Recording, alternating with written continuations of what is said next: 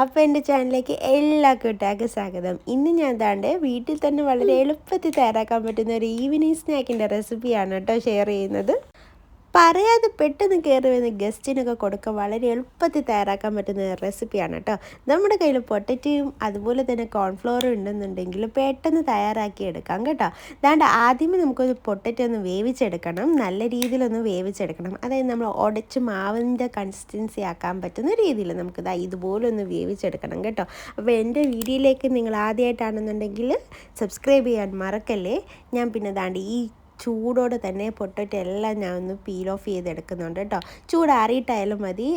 പിന്നെ ഇതുപോലെ നമുക്കൊന്ന് ഉടച്ചെടുക്കണം. ശേഷം ചപ്പാത്തിയൊക്കെ കുഴച്ചെടുക്കുന്ന കണക്ക് നമുക്ക് ഈ പൊട്ടറ്റോ ഒന്ന് കുഴച്ചെടുക്കണം. അതിലേക്ക് ഞാൻ ആഡ് ചെയ്യുന്നത് അര കപ്പ് കോൺഫ്ലവറാണ് കേട്ടോ. ആദ്യമേ കുറേശ്ശെ ആഡ് ചെയ്ത് കൊടുത്തതിന് ശേഷം നമുക്ക് ഇതുപോലൊന്ന് കുഴച്ചെടുക്കണം. കുഴയ്ക്കുന്ന സമയത്ത് നമ്മുടെ കയ്യിൽ സ്റ്റിക്കി ആയിരിക്കും, അതിനനുസരിച്ചിട്ട് നമുക്കൊന്ന് കുഴച്ച് കൊടുക്കണം കേട്ടോ. പിന്നെ അതാണ് കുറച്ച് മുളക് പൊടിയും അതുപോലെ കുറച്ച് ഓർഗാനിക്കും കൂടി ആഡ് ചെയ്യുന്നുണ്ട് കേട്ടോ, ഒരു സ്പൈസസിന് വേണ്ടിയിട്ട്. പിന്നെ ഇതുപോലെ നന്നായിട്ടൊന്ന് കുഴച്ച് കൊടുക്കണം. കയ്യിലൊട്ടുന്നതിനനുസരിച്ചിട്ട് കോൺഫ്ലവർ നമുക്ക് ആഡ് ചെയ്ത് കൊടുക്കാം കേട്ടോ. സ്കൂളും കോളേജൊക്കെ കഴിഞ്ഞു വന്ന് മക്കൾക്ക് കൊടുക്കാനും അതുപോലെ വൈകുന്നേരങ്ങളിൽ ചായയുടെ കൂടെ കഴിക്കാൻ എന്തെങ്കിലും കടി ഉണ്ടാക്കണമെന്നുണ്ടെങ്കിൽ അതിനും വളരെ എളുപ്പത്തിൽ തന്നെ തയ്യാറാക്കാൻ പറ്റുന്ന ഒരു റെസിപ്പിയാണ് കേട്ടോ ഇത്. ഞാൻ പിന്നെ ഇത് കണ്ടോ, ഒരുപാട് നേരം ഈ മാവിനകത്ത് കുറേ കയ്യാങ്കളി കളിച്ചിട്ടതിന് ശേഷമാണ് ഞാൻ ഇതുപോലൊരു പരുവത്തിലാക്കിയെടുത്തത്. പിന്നെ ഇത് നിങ്ങൾക്ക് ഇഷ്ടമുള്ള ഷേപ്പിന് നിങ്ങൾക്ക് എടുക്കാം. ഞാനിവിടെ ഒരു ഡോണറ്റിൻ്റെ ഷേപ്പിലാണ് ആദ്യമേ എടുക്കുന്നത്. അതുപോലെ തന്നെ ഞാൻ കുറേ ചീസ് ബോളൊക്കെ കണക്കില്ലേ, അത് കണക്ക് ഞാൻ ആക്കിയെടുക്കുന്നുണ്ട് കേട്ടോ. ആദ്യമേ ഈ ഡോണറ്റ് പോലെ ഉള്ളതെല്ലാം ഇതുപോലൊന്ന് ഞാൻ ഷേപ്പാക്കി എടുത്തിട്ട് നല്ല ചൂടെണ്ണയിൽ ഞാൻ ഇതുപോലൊന്ന് വറുത്തെടുക്കുന്നുണ്ട്. എണ്ണയിലിട്ട് ഏകദേശം 1 മിനിറ്റ് വരെ ഒന്ന് വെയിറ്റ് ചെയ്യണം. അതിനുശേഷം ഒരു സ്പൂൺ വെച്ച് നമുക്കൊന്ന് മറിച്ചിടാവും, ഇല്ലെന്നുണ്ടെങ്കിൽ ഒട്ടി പിടിക്കാൻ ചാൻസ് ഉണ്ട് കേട്ടോ.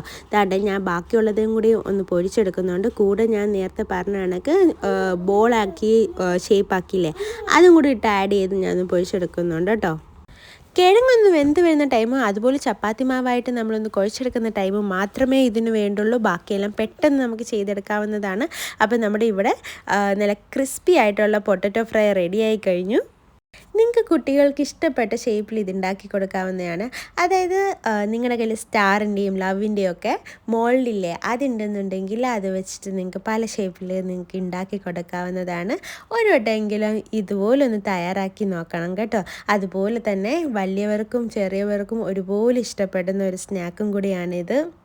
കോൺഫ്ലോർ ആഡ് ചെയ്ത് കൊടുക്കുമ്പോൾ ഒരു കാര്യം ശ്രദ്ധിക്കുക, പൊട്ടറ്റോയുടെ ക്വാണ്ടിറ്റിക്ക് അനുസരിച്ചിട്ട് മാത്രമേ ആഡ് ചെയ്ത് കൊടുക്കുക. ഇല്ലെന്നുണ്ടെങ്കിൽ കോൺഫ്ലവറിൻ്റെ ടേസ്റ്റ് ഫ്രണ്ടിൽ നിൽക്കുമ്പോൾ ഒരു കയ്പ്പ് ഫീൽ ചെയ്യും കേട്ടോ.